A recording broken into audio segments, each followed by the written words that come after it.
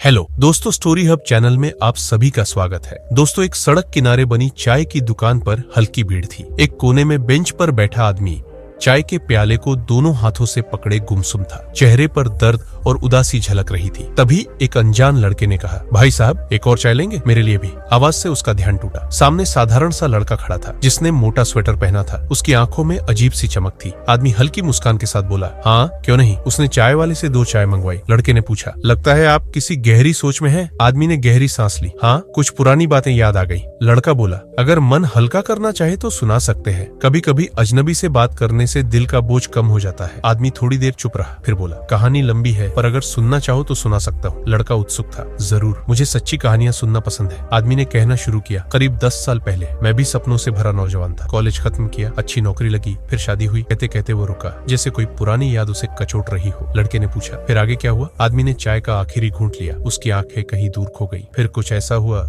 जिसने सब कुछ बदल दिया। वह कुछ देर चुप रहा, फिर धीरे से कहा, काम का दबाव बढ़ा, जिम्मेदारियां बढ़ी। करियर में आगे बढ़ने के चक्कर में मैं घर को कम समय देने लगा। शुरू में मेरी बीवी चुप रही, लेकिन मैं देख सकता था कि वह खुश नहीं थी। लड़का ध्यान से सुन रहा था, जैसे वह भी बीते वक्त में चला गया हो। आदमी ने गहरी सांस ली। पहले छोटी छोटी बहसें हुई, फिर वे झगड़ों में बदल गई। मैं नहीं समझ पाया कि हमारा प्यार कब शिकायतों में बदल गया। वह कहती थी कि मैं उसे नजरअंदाज करता हूँ, लेकिन मैं समझता था कि मैं यह सब हमारे भविष्य के लिए कर रहा हूँ। इसी सोच में मैं उसे और दूर करता गया। लड़के ने पूछा, क्या आपने उसे समझाने की कोशिश की? आदमी हल्का सा हंसा, पर उसमें दर्द छुपा था। हाँ, की थी, लेकिन शायद बहुत देर हो चुकी थी। वह अपनी तकलीफें बताती रही और मैं यही कहता रहा कि यह सब हमारे भविष्य के लिए है। मैं उसके दर्द को समझ ही नहीं पाया। फिर एक दिन उसने फैसला कर लिया कि अब और नहीं। लड़के के चेहरे पर चिंता उभर आई। मतलब? आदमी दूर कहीं देखते हुए बोला, मतलब उसने मुझसे अलग होने का फैसला कर लिया। उसने कहा कि अब उसे मेरी जरूरत नहीं, वह इस रिश्ते को और नहीं खींच सकती। लड़का चुप हो गया। आदमी ने फीकी मुस्कान के साथ कहा, शायद मैं उसे पहले ही खो चुका था, बस एहसास देर से हुआ। लड़के ने धीरे से पूछा, फिर आपने उसे रोकने की कोशिश नहीं की? आदमी की आंखों में नमी थी, पर खुद को संभालते हुए बोला, बहुत कोशिश की उसे बताने की कि मैं उसे अब भी प्यार करता हूँ, लेकिन जब बहुत देर हो जाए तो माफी भी बेअसर हो जाती है। लड़के ने गहरी सांस ली। फिर क्या हुआ? आदमी की आंखों में दर्द झलक रहा था। फिर धीमे से कहा, उसने जाते जाते मुझे एक सच्चाई बताई जिसने मेरी जिंदगी हमेशा के लिए बदल दी। लड़के की आंखें चौड़ी हो गई। कैसी सच्चाई? आदमी कुछ देर चुप रहा। उसकी उंगलियां कांप रही थी। फिर धीरे से कहा, वह माँ बनने वाली थी। लड़का अवाक रह गया। और उसने तुम्हें यह बात तब बताई जब वह जा रही थी? आदमी की आंखें लाल हो गई। उसने सिर झुका लिया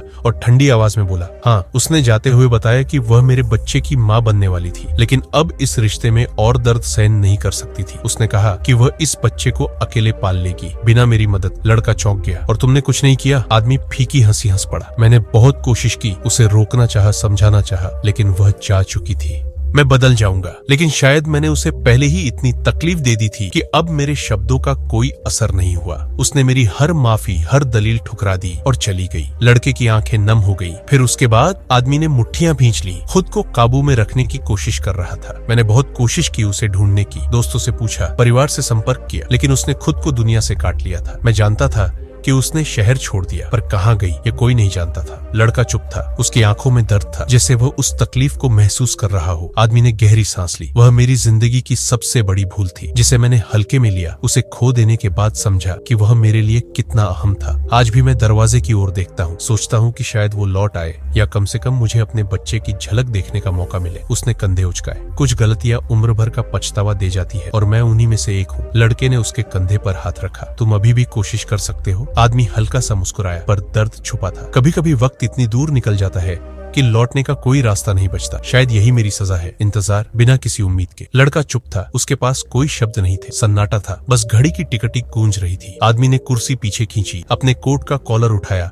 और बाहर बढ़ गया। लड़का उसे जाते देखता रहा। उसने पहली बार किसी की आंखों में इतना गहरा पछतावा देखा था, और पहली बार समझा कि रिश्तों को निभाना पड़ता है, वरना एक दिन बस काश रह जाता है। ठंडी हवा आदमी के चेहरे से टकरा रही थी, लेकिन अंदर की बेचैनी उससे ज्यादा सर्द थी। वह धीमे कदमों से सड़क पर बढ़ता गया। हर कदम के साथ दिल का भारीपन बढ़ता गया। पीछे लड़का अब भी उसे जाते देख रहा था, पर आदमी को अब किसी चीज से फर्क नहीं पड़ता था। हर रोज की तरह आज भी उसने खुद को समझाया, जो होना था वो हो चुका, अब कुछ नहीं बदलेगा। पर यह झूठ कब तक टिकता? हर रात, हर सांस उसे उसकी गलती का एहसास कराती थी। काश मैंने उसे सुना होता, काश मैंने उसे समझा होता। अचानक उसके कदम रुक गए। उसके हाथों में अभी भी चाय पीने के बाद हल्की गर्माहट बाकी थी, लेकिन दिल पूरी तरह ठंडा पड़ चुका था। नहीं, मुझे उसे ढूंढना होगा। उसने अपनी मुट्ठी भींच ली। 10 साल बीत चुके थे, एक लंबा समय, लेकिन शायद अभी भी एक उम्मीद, एक मौका बचा हो। अगर वह कहीं होगी तो उसे ढूंढना ही होगा। उसने कांपते हाथों से फोन निकाला और वह नंबर डायल किया जिसे उसने सालों पहले आखिरी बार मिलाया था। ट्रिंग ट्रिंग, सांसें थम गई। कृपया उठाओ, बस एक बार। लेकिन दूसरी तरफ सिर्फ सन्नाटा था। कॉल कट गई। उसने फिर कोशिश की, लेकिन नतीजा वही रहा। क्या वह सच में चली गई? उसकी आंखें नम हो गईं, लेकिन उसने हार नहीं मानी। अगर पूरी दुनिया छाननी पड़े तो भी मैं उसे ढूंढूंगा।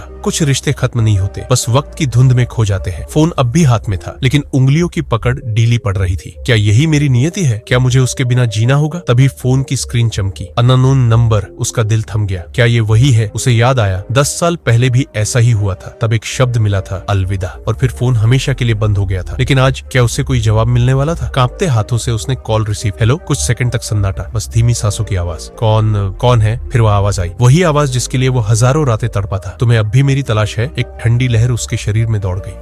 तुम हो? तुम अब भी वही हो जहाँ मैं तुम्हें छोड़कर गई थी? उसकी आंखों से आंसू टपक पड़ा। हाँ, और मैं तब तक यहीं रहूंगा जब तक तुम वापस नहीं आ जाती। कुछ पल खामोशी रही, फिर हल्की सी हंसी। इतने सालों बाद भी तुम वैसे ही हो? वह मुस्कुराया। नहीं, अब मैं वैसा नहीं हूँ। अब मैं वो बन गया हूँ जो मुझे तब बनना चाहिए था जब तुम मेरे पास थी। उधर से एक गहरी सांस आई। तो अब क्या करोगे? उसने सिर उठाया। रात अब भी उतनी ही अंधेरी थी, लेकिन कहीं दूर एक रोशनी दिखाई दे रही थी। मैं तुम्हें ढूंढूंगा और इस बार तुम्हें जाने नहीं दूंगा। फोन पर दूसरी तरफ खामोशी छा गई। पर मैं नहीं चाहती कि तुम मुझे ढूंढो। उसके दिल में टीस उठी। अगर ऐसा होता तो तुम आज कॉल नहीं करती। कुछ सेकंड तक सन्नाटा रहा, फिर धीमी आवाज आई, हो सकता है मैंने गलती कर दी हो। वह हल्के से मुस्कुराया, लेकिन आंखें नम थी। तुम्हारी गलती ने मेरी जिंदगी बदल दी। क्या तुम उसे वापस बदल सकती हो? फोन पर एक हल्की सांस ली गई। अगर मैं कहूँ कि मैं अब भी वही हूँ जहाँ मैंने तुझे छोड़ा था। उसका दिल जोर से धड़कने लगा। तुम शहर में हो? हाँ। मुझसे छुप क्यों रही हो? शायद मैं डरती हूँ कि इस बार मिले तो तुम फिर वही गलती कर दोगे। उसकी आंखें भर आईं। और अगर इस बार मैं तुम्हें रोक लूं? खामोशी। फिर वह आवाज जो उसकी धड़कनें रोक देती थी, तो आकर रोक लो, मैं आ रही हूँ, उसी चौराहे पर जहाँ तुम खड़े हो। फोन कट गया। उसका दिल जोर जोर से धड़कने लगा। क्या यह सच था या फिर एक क्रूर मजाक? वो भागते हुए चौराहे पर पहुंचा। नजरें बेचैनी से भटक रही थी। फिर उसकी नजर